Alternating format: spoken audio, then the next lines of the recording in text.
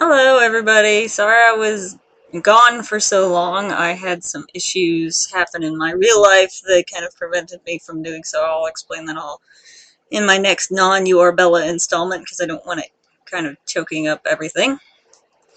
I'm going to turn now to the topic of validation in Twilight. One of the things I've witnessed in Twihart's behavior is how Twilight seems to tell them that their way of behaving towards others is perfectly okay. And by the other side of the coin, their way of seeing the world in regards to themselves leads them to believe the bad messages in Twilight are perfectly fine. This segment will cover shallowness. Twilight is rife with it. Let's look at how Bella makes decisions about which people are worthy to spend time in her presence. As I read a long time ago, upon her first encounter with the Cullens, she nearly waxes poetic about their collective beauty. I've already read the entire passage, but as a refresher, I stared because their faces so different, so similar, were all devastatingly, inhumanly beautiful. They were faces you never expected to see except perhaps on the airbrushed pages of a fashion magazine, or painted by an old master as the face of an angel. It was hard to decide who was the most beautiful, maybe the perfect blonde girl or the bronze-haired boy. Twilight PDF, page 11. Let's contrast that with how she sees other, friendlier people at her school. Watch Bella make cruel snap judgments and dismiss her peers based solely on their appearance. When the bell rang, a nasal, buzzing sound, a gangly boy with skin problems and hair as black as an oil slick, leapt across the aisle to talk to me. "You're Isabella Swan, aren't you?" He looked like the overly helpful chess club type. Mini snip. "I'm headed towards building 4. I could show you the way." Definitely over helpful. "I'm Eric," he added. Twilight PDF, pages 9 and 10. Then she mentally accuses him of having no sense of humor, and separates herself from him as quickly as possible, smiling vaguely as she leaves. Let's compare her reaction to Eric with her reaction to Mike.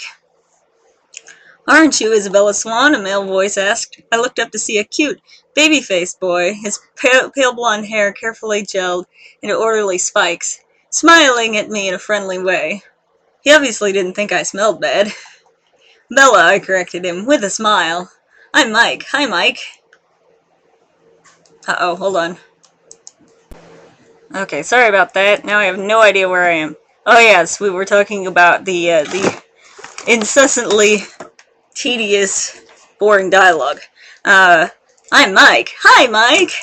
Do you need any help finding your next class? I'm headed to the gym, actually. I think I can find it. That's my next class, too. He seemed thrilled, though it wasn't that big of a coincidence in a school this small. We walked to class together. He was a chatterer. He supplied most of the conversation, which made it easy for me. He lived in California until he was 10, so he knew how I felt about the sun. It turned out he was in my English class also. He was the nicest person I'd met today. Twilight PDF, page 14. Let's see. He's a cute, baby-faced boy with pale blonde hair, and wouldn't you know it, he's the nicest person she'd met that day. He almost said exactly the same things Eric did, nearly word for word. Because he is cute, he matters. But even he overstays his welcome pretty quickly. Soon she's calling him a dog. Whatever the reason, Mike's puppy dog behavior and Eric's apparent rivalry with him were disconcerting. Twilight PDF, page 28. I hurried from the girls' locker room, pleased to find that I had successfully evaded my retriever friend for the moment. Twilight PDF, page 16. Mike, who was taking on the qualities of a golden retriever, walked faithfully by my side to class. I held my breath at the door, but Edward Cullen wasn't there either. I exhaled and went to my seat. Mike followed, talking about an upcoming trip to the beach. He lingered by my desk until the bell rang.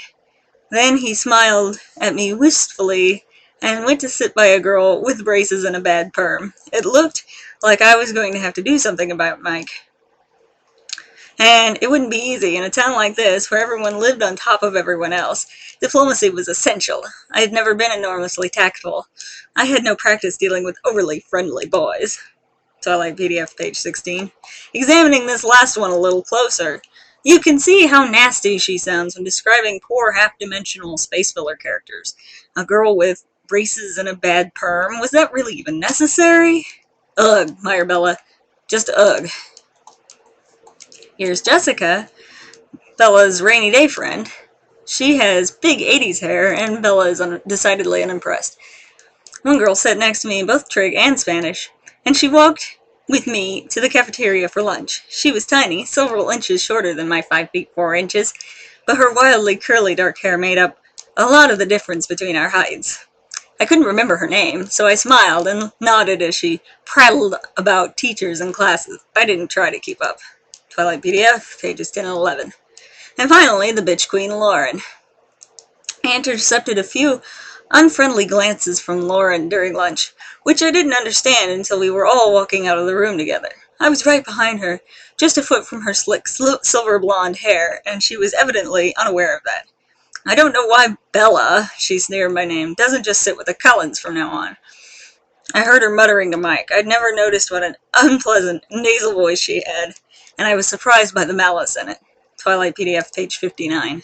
Notice how her voice only sounds nasally when she says something mean about Bella. This means that being unpleasant towards Bella makes someone an ugly person. Never mind that Lauren has a valid point. Miss Swan would much rather sit with the Cullens, than that bunch of losers she calls friends. She just hasn't had an invitation at that point yet.